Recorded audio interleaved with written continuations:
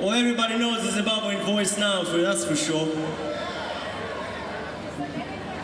And it's a beautiful voice, that one. One of unity, one of togetherness, one of peace, one of love, you know. That's the way forward. Oga, Oga.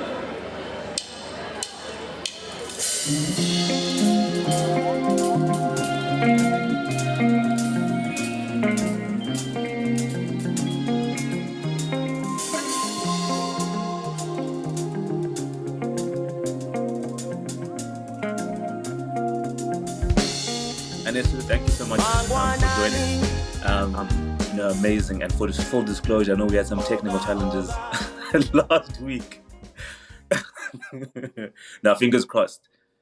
Now, for sure. Now, fingers crossed will be good. And I appreciate you taking the time. I thought it would be great to just touch light on your story, specifically because I think it's important.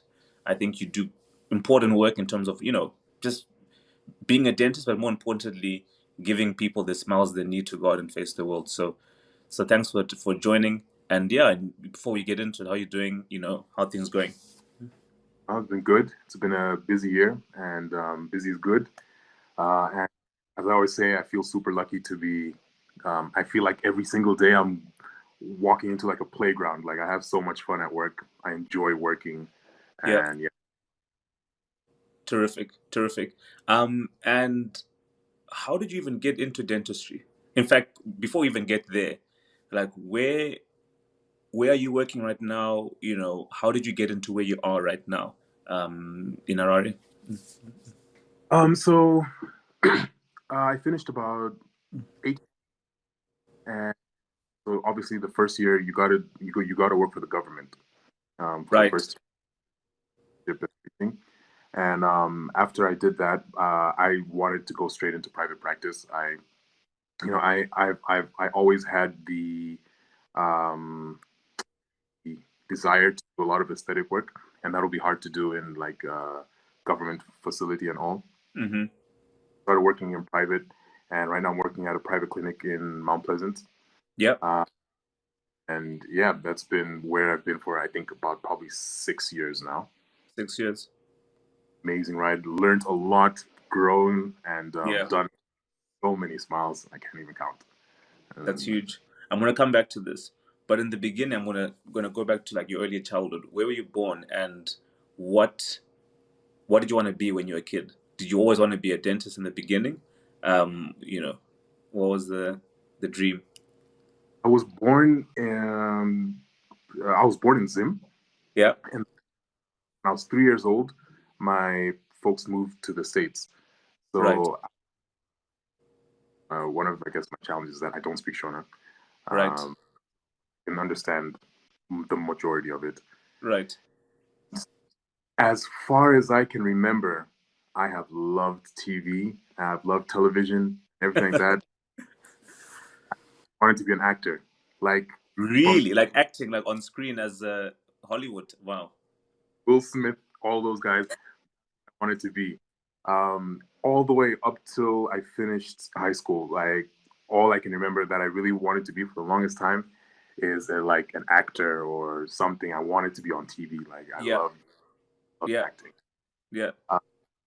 And then also when I was in high school, I went to high school in Kenya. Where in the US were you? Before we jump to high school, where in the US were you guys when you were a kid? We're in Michigan. Oh, in Michigan. Okay. Wow. And how many years were you guys there for? About 8 years. So you were really there. You were really there for 8 years, and then we moved back. When we were meant to move back to Zim, we ended up moving to Kenya. Right. My high Kenya. And if I'm correct, your father's a preacher, I think, because for full context, I know I grew up Seventh-day Adventist as well. And I've watched, I think, if I'm not mistaken, I think your dad might have even been head pastor of Highlands Church, if I'm not mistaken. Yeah, he was, right? So I've heard many a sermon, believe me, from your dad. So was that what ministry was, what took you guys around from, Michigan to Nairobi, to Kenya as well? So he was a chaplain at a university, and really that's where I went for high school as well. Okay, huge. And then after that, you went to Kenya. And what was that experience like, and how long were you there for? So Kenya, I think, was another 8 years. Mm-hmm. Mm-hmm. Um, Kenya is actually like it's my adopted home. Right. Uh, Right. home, not more home, but like I have more people that I know there That are than I there. Right. Right.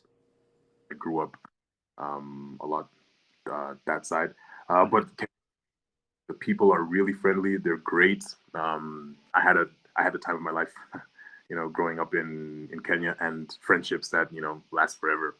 And whereabouts in Kenya were you? Were you in Nairobi or in a different city? Yeah, so like we were in Eldoret for a while. It's a city called Eldoret, and then after that we Mm-hmm. moved. After that, I went to high school in Nairobi. So it was like an American school Right. because that was the easiest system just to transition into. Mm-hmm. So yeah, I was there for another 4 years. So in Nairobi for 4 years. How was, I guess maybe you can say that now. Did you go to then university after in back to the US after you finished in Kenya? No, so my parents totally refused for me to go to the States. Why? Um, Why? that I guess me and my brother were a little bit of like a little. They were like, if we send these guys to America, they're gonna just like lose it, and like with that freedom and everything, they're gone. So they were actually Right. quite go to a Christian and Adventist school, and after you do your 4 years in college, then you can go wherever you want. Right. I Right. remember I had this like mini scholarship after high school, and I tried to show him. I was like, "Look, I got this. Can I please?" And but not US. So So yeah. wait, so where did you end up going as opposed to? So like I said, I always wanted to do acting and everything like that. Mm, mm, Go to the States and do that, but mm, obviously now like a no. right. So the next best place was South Africa. Right. I went to Cape Town, and I didn't go directly into acting, but I still loved the other aspect of it, like broadcasting Mm-hmm. and stuff like that. Mm-hmm. I went into that for about a year. Mm-hmm. Hated. What is it that you hated them? Why did you hate it so much? Um, I don't know. You know what's funny is like all your life you wanted to be something, Right. and then You get there, it yes, doesn't seem what it's like. Right. I tried all different angles of it. I thought broadcasting. I would really love broadcasting. I Right. tried. This didn't have. I didn't. It just didn't come naturally to me. Maybe it was Mm-hmm. something it didn't work for me, Mm-hmm. and I thought I would always like production as well, Mm-hmm. because we did, a little bit of production, of course, on a very amateur level. Mm-hmm. Um, it was just torture for me. I hated. I just really didn't like it. Just the process itself was something that you just did not look forward to get involved in. Not at all. And I remember one particular time where I realized it was where, I mean, I've been known to sleep in class a lot, but I was just like fast asleep, and I was supposed to be like part of the team recording or doing stuff. And then, I just woke up and I was like, I don't want to do this the rest of my life. Like Right. there's, and then I was just like, so yeah. Did you have that? Do you know what it is? Did you? How can I put it? When you were growing up, were there any expectations that were put on you and what you could and couldn't be? Not couldn't be rather, but were you? But Yeah, do you know what? Every parent has like a dream for what they want their child to become, right? Especially there's of course as another layer. Having grown up as an Adventist child, there's also like another layer. Now, if you come with like this Hollywood broadcasting energy, it's just definitely. it's just a whole. Is you know what I mean? So was that like an issue for you, or did you say, "Listen, this is what I want to do," and then when you didn't like it, did you feel like you were in a bit of a conundrum? So look, to be honest, when I was making the decision as well to kind of go into media, I also realized acting would be a little difficult with my folks and also with my Right, values right, that right. these scenes or Yeah, yeah, yeah, yeah. I know what you it is. Yeah, yeah, yeah. it was going to be it was going to be very compromising. So Right. that's the broadcasting and everything as well. And sorry, what was your question? Was there any No, so then I guess like then there's that part, right? Where in terms of like how you can approach the industry, but then there's a second part where I think when a lot of us have been exposed to this, where you want to do something, you go into it, then you realize no, this is not what I actually envisioned it would be like. Did you then feel like were you at liberty to change, if I can call it that? Sometimes people get stuck and then they have to just run into this lane that they actually don't even want to pursue. What made you like say, okay, how do I then change this? um, so luckily there were no expectations from Mm. like parents' side or anything like that. To be honest, they when I wanted to go into dentistry medicine, they were like, "Are you are you really pass or anything like that?" Right. No, there were no expectations, and I'd always wanted, in the back of my mind, I'd always wanted to be. I'd always loved like the idea of being a doctor, not necessarily the thing, but like the idea of just being a doctor, Right. doing like these cool plastic surgery things in my head. Nothing about dentistry ever at all.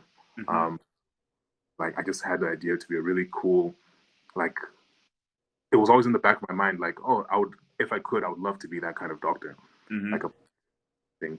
So how I actually got into it was I wanted to go into medicine. And Mm-hmm. so obviously switching from media to medicine is like a complete, Right. uh, Right. I was looking for inspiration. So I remember picking up the Ben Carson book because, Right. Because he's the doctor. Yeah. Yeah. Because yeah, he's a doctor, a surgeon, right? Yeah. yeah, he wrote Gifted Hands, and he was quite cool when he was a kid, and then he really applied, became like the amazing surgeon that he is. Mm-hmm. So when I was thinking about that stuff, I was like, you know what? I really want to be a doctor. I really want to do this. So I was like, oh, all right. So I started reading that book. And halfway through the book, uh, two of my best friends, so I told them about the idea that I want to be a doctor. And they were like, never. So Right. but opened the door to my room one time and I was reading this book and they started laughing at me like, Wow. laughter like this guy thinks he's gonna be Ben Carson, and like they laughed at me so hard, and I was like, okay, you know what? Maybe I can't be a doctor. And I was like, most people that can't do medicine normally become dentists. So I was like, let me look into dentistry. So Gee, guys, literally, guys, wow. literally, Damn. and they're still my best friends to this day. Like they were just, and they can't, like Yeah, they're. yeah, yeah, yeah, yeah. How do you feel about that? Well, how do you feel about not doing become? Well, you're still a doctor, but how do you feel about not doing like medicine? Oh no, this is the best decision I ever made. I love dentistry. Like if if I was to come back again, if I was to be born again in my life and I had the option to Mm. do, I'd 100% be a dentist. Like I love it. I would do it for free. Yeah. And then so your friends come and laughing through this door, and Yeah. then you're like, well, maybe I'm tripping. Maybe actually that they have a point. But then it's, Yeah. it's another thing to then like I don't know. I've so many friends who've done this before. They're doing one thing and they say, "I'm doing medicine." It's just so like, it's also it's a very long road to walk. Do you know what I'm saying? Whether it's dentistry, whether it's medicine, it's a very long road to walk. What made you say, "Okay, this is what I want to do," and then how did you even go about like, what were the steps that even led you around pursuing that? You know? I had really nice teachers in my college, and I spoke to them about like I'm not feeling this media thing anymore. And then Mm. like, what do you want to do? And then I was like, I think I want to do dentistry. This is obviously after these guys had laughed at me. So I think I want to do dentistry. And then she was like, oh, I have a really good dentist. Let me call him up and let me ask if you can shadow him. And so I got in touch with him. It's this guy called Dr. Chris Stander, and we go, Right. and it's really cool because I mean, I don't know if it's a thing then, but I when you're coming from outside in, you hear South Africa was very racial and everything like that. So I was a little like, oh man, maybe this is a white guy. Like maybe he's not Right. gonna be comfortable. Right. He was the nicest guy in the world, and he happened to be doing some amazing work. Like he put new teeth into a person, all this stuff, and I was just so amazed. And I was like, this is cool. I was like, I want to do this. So I know we spoke with him, and I started shadowing him for a few weeks, and then after that, I was like, okay, this is what I want to do. I applied to the University of Western Cape. At the time, they were not taking Zimbabweans. I'm not sure what the whole. I think it changed a little bit, but at the time it was just not an I'm opportunity, right? I exactly the reason was. So I had a couple of friends of mine in the Philippines. They're like doing dentistry, and so I hooked up with them and went to Philippines and had an amazing 6 years. Really fun, and school was so intense because I'm coming from a background that's not really heavy. Right.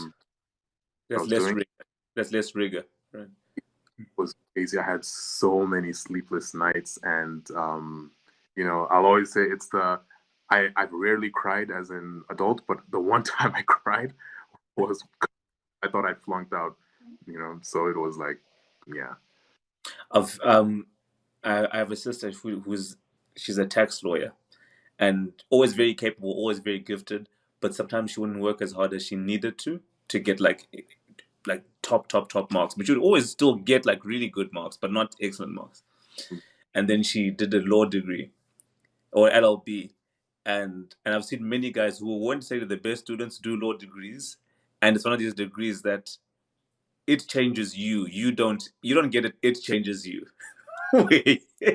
Where it looks you in the eye and it's like, listen, if you want to do this, like, you want to really be about it. So the question I have for you was, did you feel like it was transformative for you? Did it help, transform you, of not just get the skill, but what did it do for you as a human being, just those 6 years? 100. I mean, you have to have some form of self-discipline, because there's no mom, dad, or anyone telling you that you got to pass this thing. And just to give you a little bit of context, like, we started off about 60 students. By the time I graduated, 10 of us had graduated. Right, so that's crazy. And I was like literally just like the last guy to go in, and then the rest. So some guys are going out, and that there's an exam. You're like, guys, the two can't coexist, man. Right. It's crazy. So you have the option, like, okay, do you want to go out, or do you want to do your exam and pass? It just pushes you to, and you can't quit because no one's waiting.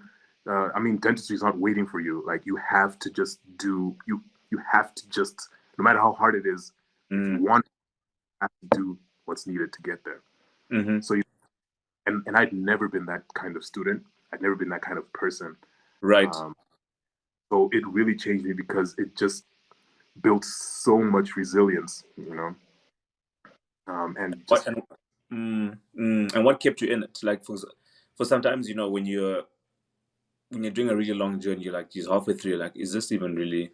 Yeah, everyone has that moment where you're like, why am I doing this to myself? Honestly, like, I just really don't have to be doing this. What kept you in it? Throughout those 6 years. I think I loved the clinical aspect of it. I loved when I was actually. I didn't like the reading part, but I loved using my hands and working on a patient and doing something, that physical work difference, or just healing someone, so to say. I've loved that experience, and you go through that very early through dental school. So I knew that this is what I wanted to do. But on top, naturally, fear of failure. I didn't want to fail. Right. Right. I couldn't imagine failing, doing something else, and saying I was in dental school for like 3 years and then I fell out. It's a bad look. Now, second degree, it's a bad look. Yeah. Yeah, so it's that fear of failure, and also I could see that what I was doing, I loved it. Mm, So kept me going that this is something that I'd want to do. got you. And then after that, what did that look like? Does it look like, okay, cool, now I've done my 6 years. You mentioned earlier that you did like a year of service. Was that the next step beyond Philippines, or did you hang on in the Philippines afterwards? What was the process from there? No, I came straight back home. Mm-hmm. So, so one of the things is, a lot of people were going different places, and I'd never lived in Zim. Remember, I was I was gonna come to that because you've been 16, not even though this is 18 years abroad actually. 18 yeah, years, right? my whole Your whole time I life. was Mm-hmm. 3 years, right? Mm-hmm. Mm-hmm. But I would come home every year. Every year I'd be home, and you've been to Zim. I've always thought it's a place to live. Minus the economic things that sometimes happen. Mm-hmm. They're just so peaceful. It's Right. so, you Mm-hmm. know, home. You have a big yard. Mm-hmm. Uh, Mm-hmm. you can go out. It's relatively safe. Safe, all that stuff. Yeah. Mm-hmm. So I was like, if I can make it in Zim, I would love Zim. Mm-hmm. Um, so I came back and I said, I'm gonna do 5 years in Zim. I'm gonna give it 5 years of my hardest work. Just not working, I'm out. Like then Mm-hmm. that's when I Mm-hmm. writing my states, Canada, Mm-hmm. Australia, wherever it was. Mm-hmm. Mm-hmm. And during that time, um, I just uh, I fell in love with what I was doing, and I think I just realized that what, I can really build something here in Zim. Mm-hmm. Um, I After those 5 years, I mean, I knew I was like, I am good. I'm here forever. Yeah. I think I have the opportunity to build something amazing here in Zimbabwe and do international standard work. Like world work Mm-hmm. here. Mm-hmm. Mm-hmm. I would, What was the, how can I put it? Firstly, I think we all grew up with dentists when we're kids, right? None of them seem like you, if I can call it that, where they're young, they have like a flair, they're on social media, they have like a vibe. Do you know what I mean? I think that's been like a huge thing. That's been very distinctive. Um, but my question is, what surprised you most about the past 5 years about being here, working here, serving people with the job? I think it's um, well, for me personally, I feel like it's been the loyalty I've gotten from my patients. Mm, Uh, the referral. I've never really like you're allowed to advertise. But I've never really advertised. I've never done anything. But they're so happy to refer their friends and family. mm, Um, mm, you end up seeing the whole family. And I really appreciate that loyalty. mm. One, and then also the fact that Zim is a little bit of a small market, so to say. Yeah, for sure. Hmm. Uh, I don't think obviously the people who do cosmetic work, but I feel like there was a level that I felt I could take it to. That could be there because a lot of people in Zim they focus on functional stuff. So there's like maxillofacial surgeons where your jaw's broken or whatever, you fix that up. Just fix it, but then the cosmetics. There's all of that and everything, and so that taught um my what it really drove me, I guess, to do that. And it's been, I mean, like I said, Zim is a nice environment to stay. Mm, mm, I love the environment that I'm in as well. mm. Huge. As I was saying to you earlier, I said I was just so everyone was listening. I was at a party this weekend, and there was a room full of dentists or dentists, dental students. They're all like 25, 26 around there. Where they And was eh, Yeah, And it was cool. I was like, geez, and they all like have this thing. They're saying, yeah, we're much cooler than regular med students because like they just have like they're small, but they're less serious or like less.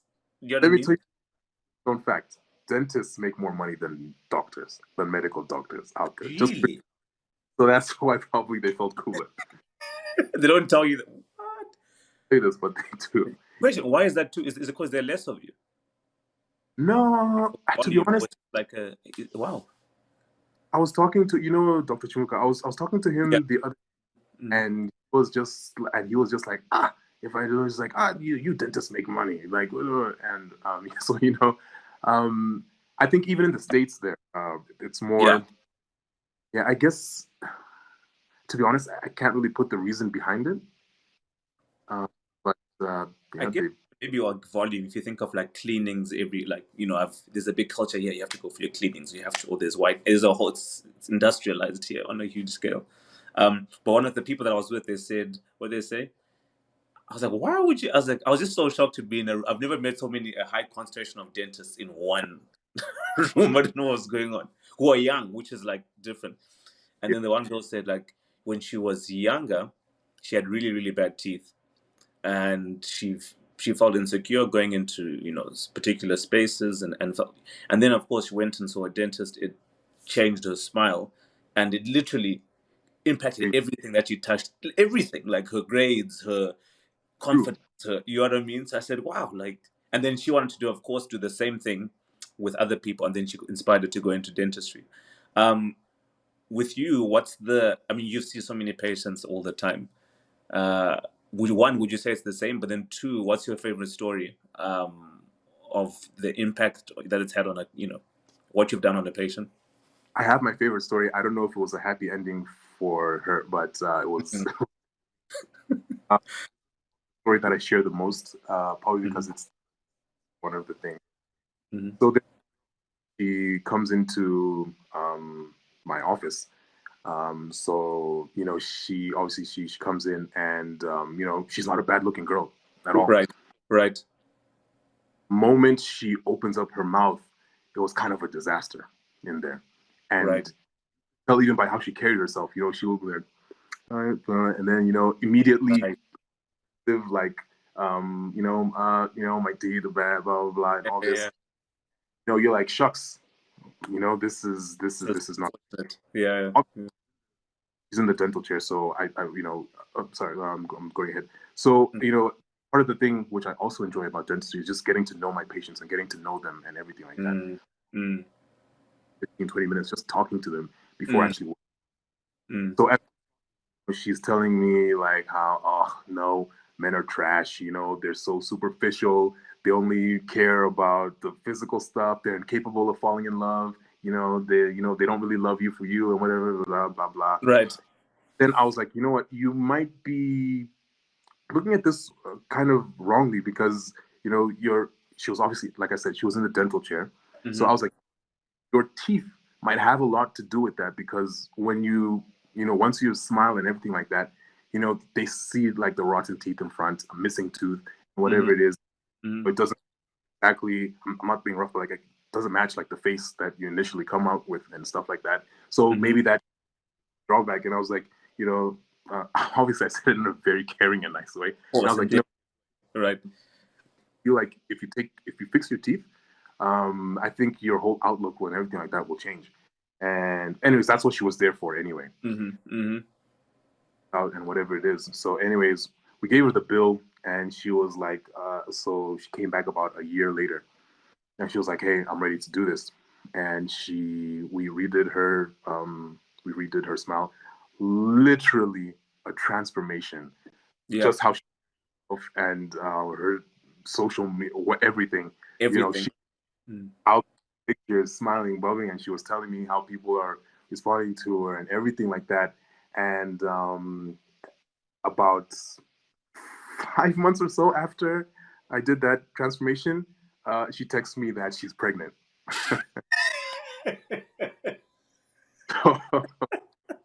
So I don't know about that, man. Woo, boy, you're changing lives. You're bringing lives into the world. Literally. literally, I guess she went and found love or something. Oh man, that's incredible. Well, I hope that was like so. Like, you know, a child is always a beautiful thing. So I hope that worked out for nice. But that's hilarious. Really well. I haven't seen it in a while, but yeah, literally, it transformed her outlook. So, I mean, it just shows you that even how you see yourself oftentimes can, or rather, how important your teeth are. You know, how important your smile actually is. It's so important, and people don't actually even realize that. And simply her smile changed, literally, like what you said, the person you met changed Mm, her life. mm, It changed her mm. life. She could carry herself now with so much confidence. I mean, there's so many other stories that I could share. That was just the most Right. dramatic. That was just the most dramatic. Right, right. There's so many stories I can share of people who never used to smile in photos. And if you see them, they're smiling, you know, in photos like wow and everything. It's Is there like an age limit? I know my mom, same thing where it's like she's been she just her teeth. God bless her, but I think she struggles with a bit of a tongue issue. So I think she's always had like a bit of a struggle with one of her front teeth, and she always is saying, "I'm telling you, this is the year I'm gonna actually refer to you so that." um, but is the question I'm trying to raise is like, is there an age limit? Like, is there ever too old or too young to kind of have teeth looked at? You know, it's never too old. cosmetically for that matter. Medically, too old, there's never too old. Mm. No matter what you have in your mouth, it can be fixed. Too young, there is too young, Right, right? right. Especially if you're young and you mostly braces is kind of the way to go to best align your teeth. Mm, Um, we will start now those proper cosmetic procedures that we do, such as veneers, crowns, implants, mm, more when you're 18, 21. mm. 18 was a little too young, but I think 21 and up, you're Clear. Mm. more settled. You know, your bone, you're not really growing that much anymore. Right. Everything is kind of, you can have a predictable outcome then. Got you. Okay, so for everyone listening, they know the impact that it can have. But then, of course, there's a conversation I want to have around for people that are younger. Um, I don't know. Sometimes, as you said, when you were a kid, you had this idea that you had like an inkling towards medicine. Like, I like the idea of being a doctor. What advice would you give to someone that's young, or even maybe not even that young, honestly, like 20s, and is wanting to pivot into something else, and dentistry could be an avenue? What advice or tangible steps would you kind of give as guidance to say, okay, the first thing I would say is X, or a typical day looks like Y, and you know what I'm saying? Just so they have a bit of a picture around what steps to take, and then what reality looks like, rather than just the idea. Are you saying for dentistry or just in general? Dentistry, specifically dentistry. Okay, So, so mm, what was your question in regards to that? but Like, yeah, that was a very too long of a question. But the first question is, maybe take it firstly. What advice would you give to a young kid or person that's young that wants to pivot into dentistry, and what steps they can take? Mhm, mm, mm, yeah, mm. I think dentistry, the most important thing I would say before going into it, I guess I can only talk from my experience as well, is chat with someone. You know, there's many people out there who I'm sure will be more than happy, more than willing to let you come sit in their office for a few days, because you want to see the actual work from 7 o'clock to 5 o'clock or whatever time they're working. Mm, Uh, See if this is something that you can actually do, or something that you're going to be excited to do. You mm, know, and and for like our generation, and I think going more, before I think they used to just do the work that they had to do. You know, like they'll just have to go in and whatever. right. Um, I want to do something that we're passionate about, that Mm, we feel to go to work to do, and that may not be a dentist. Like I wanted to be an actor and do media all my life, mm, and um, the actual day of it was torture. The day in the life of it was torture. But for dentistry, I'll say the most important thing is know what you need, like know what prerequisites you need to do in order to get into dentistry. right. Um, there are thousands of fields in dentistry, right? So I Okay. There's maxillofacial surgery, which is like reconstructing an entire face. That's actually what I wanted to do until I was like, nah, I like the. Right. Mm-hmm.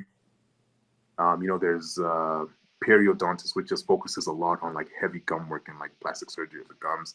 There's cosmetics. There's so much. There's like 7 or 8 different fields that you can choose from. Mm-hmm. So you out what in those areas would I want to focus in?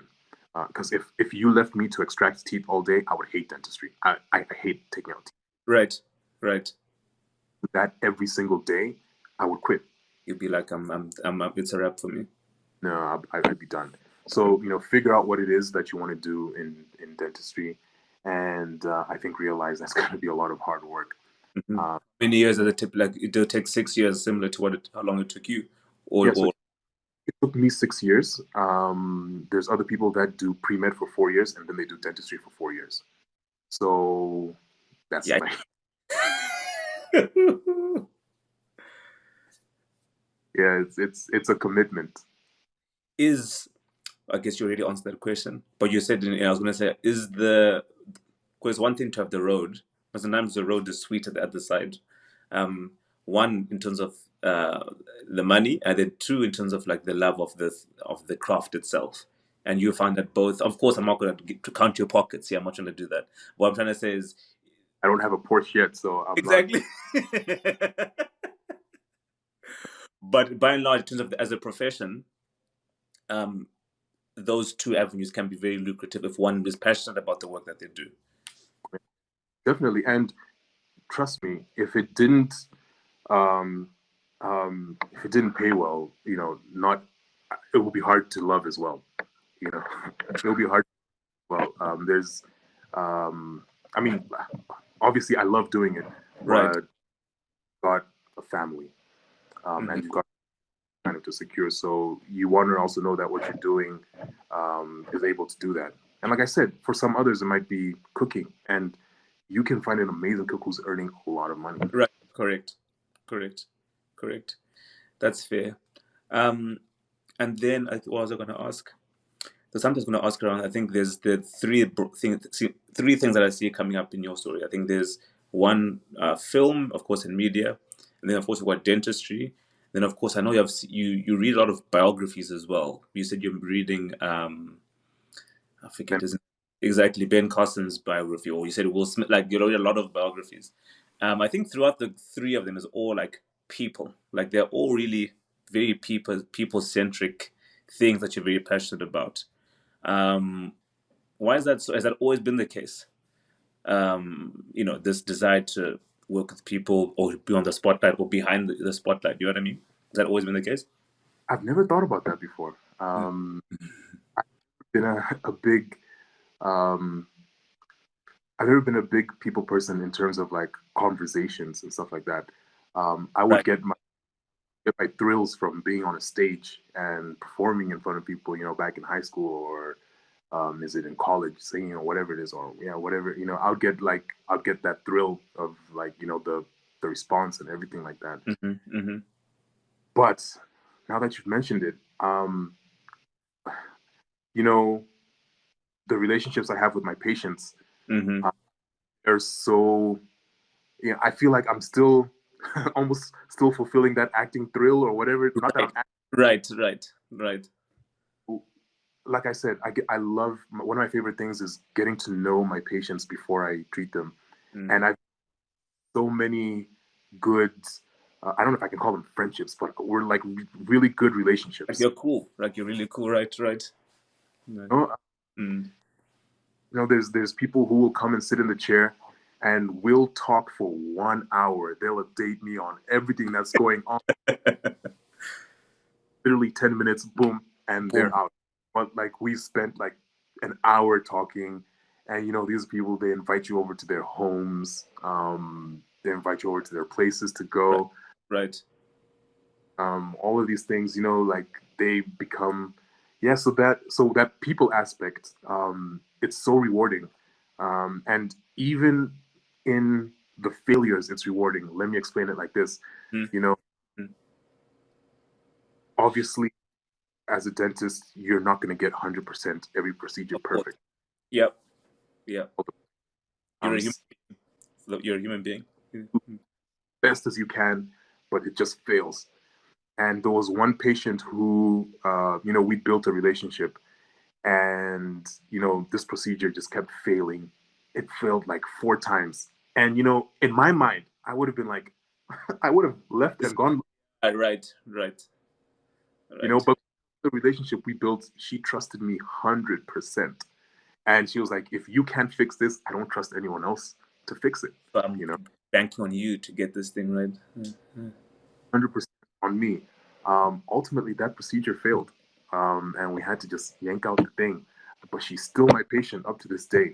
I did the best I could, Right. and everything that I can, but it just failed. But she's still my patient up to this day. So those relationships are everything. Everything. I think that's so powerful. I think people are often patient if you're authentic. Yeah. Like you can be like, geez, I'm not making the best of this thing right now, and we both know it. But people often be forgiving. They're like, look, just breathe. It's okay. Like You. you can get this thing done. You're the guy to do it. But as you say, it's a relationship thing first that comes before the actual procedure. I think it's more important to get the relationship right first before actual doing the work. Very true. Which I think is actually what most other medicine they talk about bedside manner. I think it's like, so he's a good doctor, but the bedside manner is terrible, and then that makes a terrible all round experience, right? So that's fair. But okay, cool. So I'm going to say a shout out to my niece Alana, who of course wants to be a dentist. So you would say for someone that's young, know exactly what it is that you want to get into, or even be open to at least a few ideas within the value chain of medicine. Know it's going to be a maybe 6 to 10 year journey if you're going to really pursue this. But if you like people, if you want to build relationships, or if you like the process of building relationships, it can be very valuable on the other side. Very Um, extreme. and as a doctor that's been out, you're out the country for 18 years. Have you found that, I mean, beyond outside of have you found, what has it been like moving back? The reason why I have a lot of listeners that have listened from across the world, right? And often there's this big fear where it's Zimbabwe is not a monolith, but people believe it is to a monolith in many different ways, right? And you, despite being abroad, you said, no, I'm going to actually move back and crack on. What has the experience been like for you working, and charting out a new, terrain there? Do you ever feel disheartened, like, this was a bad call? Or do you actually feel more, energized each day to keep doing your thing? Yeah. Mm, for me, there was one statement. Sorry, I talk a lot in stories because that's just Or what I. to communicate, right? Yeah. One patient who came many years ago, and this is when I was really like deep into the cosmetics things, and I was obviously getting more and more deep into it. And came and then and they were and they came rather two people actually.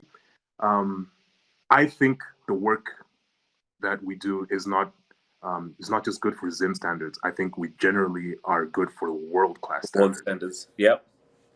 I mean, just take a look at the different Instagram profiles. You'll see some scary work from some dentists in UK, US, and whatever. Right. Of course, Right.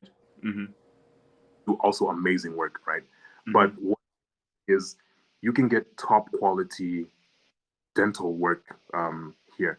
So this one patient came and she was like, "Oh no, I need this done, but I'm going to go to South Africa for it because Zim they don't really do it." Right. Right.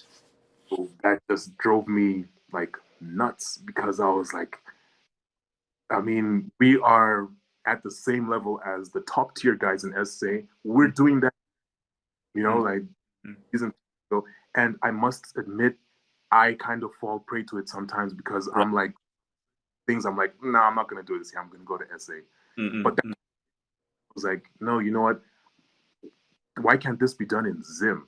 We have literally everything, and I'm not exaggerating, anything you want that's in the top Hollywood dentist office in California.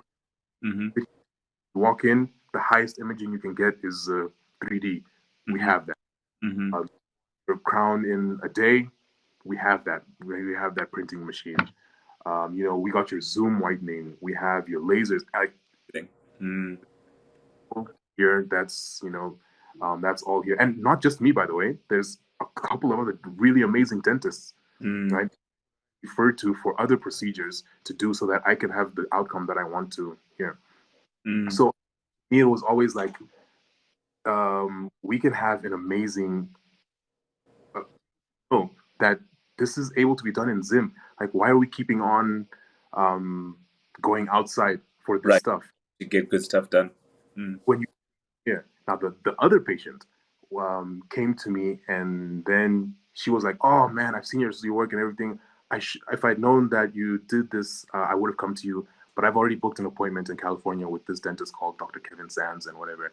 Now I'm okay to losing to that guy because that's Kim Kardashian's dentist. Oh, is he that guy? He's that Yeah. guy. Someone's flying from. Wait, the people in Zim flying from Harare to California. Let's go to Cali to do that. But I was like, okay, that's cool because I feel like, okay, He's the guy. He's the guy, right? but yeah. So for me, it was really that there's the reason why a lot of Zim stuff isn't growing so great sometimes is because of us ourselves. We look at ourselves and we're like, nah, I can't do this. Ouch. Look at the stuff do. Like I always say, if you take a look at people's there's some work that people shouldn't be proud of showing off, and like they're posting it like, oh, I've done this, and I'm like, people are going to like people going here that job. So it's like, no, there's other, and as I said, not just me, there's other amazing dentists here as well who do really good jobs. There's really great medical professionals and everything like that, but we always fly out for everything. Yeah, I think it comes down to trust. I think we have trust issues. So I think I can always appreciate when the doctors like yourselves, or dentists like yourselves, rather, who are like building trust, and it's through relationships, right? And you serve one person, they're happy, they refer another ones, and then it just becomes this virtuous cycle, right? And it comes to trust. But I think you're very right as well in saying that it's really our own fault. It's not anyone's fault but our own, which is painful, but true, and it's honest. Um, how can, just to kind of like, circle back. Go on, yeah, go on. Prior to COVID, Mm. we some huge like celebrity people that I guess had seen our work from Instagram and stuff like that, from Nigeria, from Namibia, from South Africa, who were coming in to see us. So we were already starting to put ourselves on the map there. So people were like, normally the person from Namibia should have been like, let me go to South Africa and get my teeth done or whatever. But they they got and they flew back out to Namibia. That's how you want it. Should be. That's how it should be. And that's us.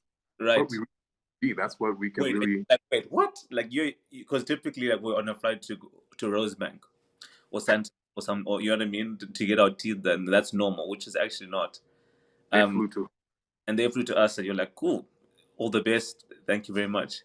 Exactly. This means to my next question. So for you, if you're to speak to the future, what do you want to say to it? Like in terms of where you are now with, or maybe just not you, but just dentistry as a whole, in Zim. What would you like to see for dentistry in general, in the future? I really love it to go away from just that whole pluck your tooth experience. And dentistry is so much more than that, and it's just for your overall health and everything. It just being a whole experience based and a good experience. The dentist normally is not, when you say the dentist, it's normally like it's right. So service. Yeah, but it doesn't have to be like that. Dentistry can be very painless. And for me, for myself, I envision in the future, I really want to I really hope to go international. I really want, and not international like me necessarily going to places, but people coming here to get Right. their work because of what we've been able to build. Right. I want from the States, from Dubai, from everywhere to come and get that specialized because they know what kind of, Because treatment that. right. Yeah. Right. I love that. I love that. That's you. And I always ask the question at the end of every show, like, how can people help you? Because of course it's one thing to, of course, to work and whatever, but we need help, right? So how can people help you? Is it referrals? Is it just coming to to get treated? What help do you need, just in case someone's listening wants to do that? Mm-hmm. I mean, uh, with dentistry, it's about trust. So referrals, referrals, obviously, and yeah, I think referring people is always the best way, especially if you know someone who's had an experience, with their, you always got to ask them, like, was he good? Was it worth the treatment or whatever it is? And just get that ball rolling. Mm-hmm. And I mean, just knowing that there's amazing dental work that can be done in Zim, you don't have to fly out. Please don't. So we don't need any other machines. We don't need any other. We have it all. You have it all. Does that make sense? All here, done by Zimbo's amazing work, literally from our labs to everything. We have all of that. Thank you so much, man. I appreciate you having this conversation. I think, as I was saying in the beginning, I think there has to be something safe for people who are in the business of making people smile for a living. I don't know, especially where we come from, with all the good and the bad that we have. I think it goes a long, long way. So I appreciate taking the time, and thank you for for sharing your story, and all the best on everything that's ahead. I think that lies ahead. I think that last story you talked about, people flying in to see you, is huge, and we're trying to see more and more of it. So thank you. Sorry, I thought a little bit there. No, I was just saying that story you spoke at the end about people flying in to see you was like very poignant, because that's the trend that, of course, locals, yes, more locals, but then also people flying from across, knowing that we speak of this idea of global best practice, and you're like, no, but I have it here.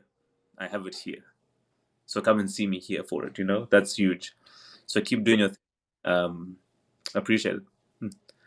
And keep doing yours as well, shedding light on different Zim stories. It's super inspiring, and it's I think it's something that's really, really helping other people see different aspects of Zim, because the idea that they often have of Zim is not so great.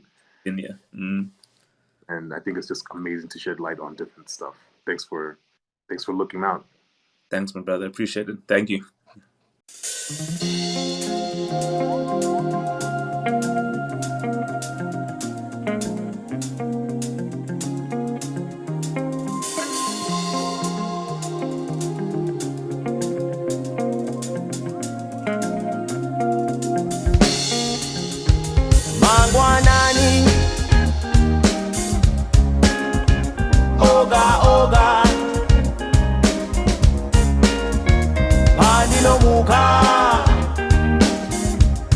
Nokuchaga uripiko baby wacho wanani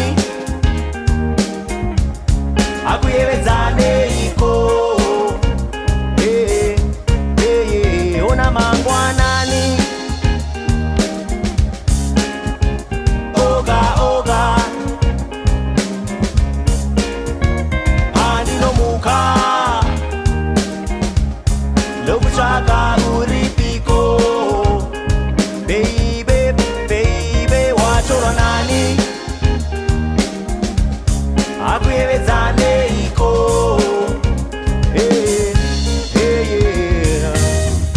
I find myself time traveling down the road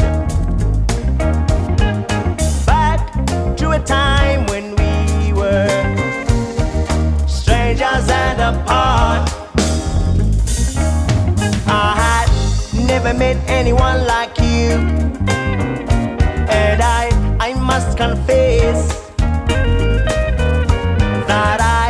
had never been so jealous to feel the stress. I'm so taken by you, oh baby, I'm so taken by you. Hey, Mangwanani, Oga Oga, Hani no Muka. Nokuchaga uripiko, baby, baby, wachoro nani, agrielezane iko, hey, hey, ona mangwa nani, oga oga, pani no muka. Nokuchaga uripiko, baby, baby, wachoro nani, agrielezane iko. Yeah, yeah, yeah,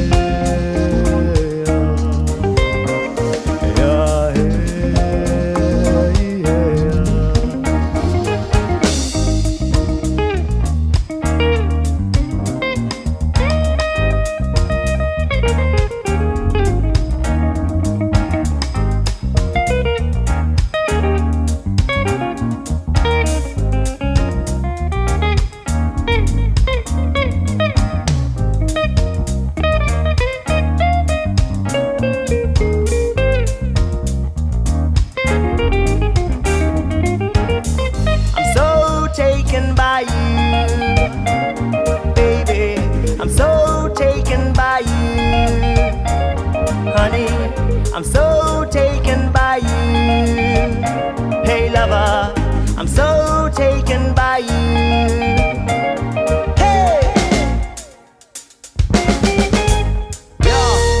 yo, envision us taking a stroll, me holding your hand, we having a chat. I'm hoping that we go out again. You seem surprised, I can see by the look in your eyes. I said let's talk about it, you say you have to decide. You've been through many men, some of them you'd rather forget. Conscious bottles of love that left you rather upset, and now you're crying. I never made to see you shed a tear. Always brought around, it's just funny, notice that I care. When I'm willing to be there, when I do, give you my all. When I do, catch you when you fall. Girl, I love you, you're my African queen, the only one I see in my sweet African dreams. Mangwanani, Oga Oga, searching, searching, pani no muka. Nokuchaga uripiko, baby, baby, wachoro nani, agrielezane iko. Searching, searching, mangwanani, oga oga. Searching, searching, pani no muka. Nokuchaga uripiko, baby, baby, wachoro nani, agrielezane iko. Yeah, yeah, yeah. Every morning, every morning, every morning, every morning, every morning, every morning, every morning, mambakweza, pandino muka. Ooh, yeah, exeni.